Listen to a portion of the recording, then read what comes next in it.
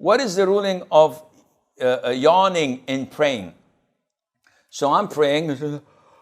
Akhi, hippopotamus is the one who does this. You're a human being. The Prophet says, alayhi salam, when one of you is praying and he wants to yawn, he must suppress it as much as he can. So I want to yawn, bite your lips, close your mouth.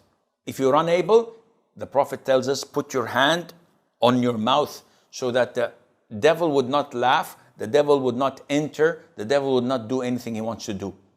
Yawning is from shaitan, the Prophet says, alayhi salatu wassalam. And Allah loves sneezing because it is followed by alhamdulillah, yarhamkumullah, yahdikumullah, suhbalakum.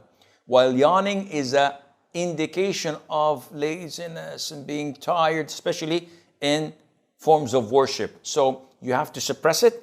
If you're unable, you have to put your hand on your mouth. And definitely not make the sound that we usually hear in masjids. People, while you're praying, say, oh, and people, and this is contagious, by the way.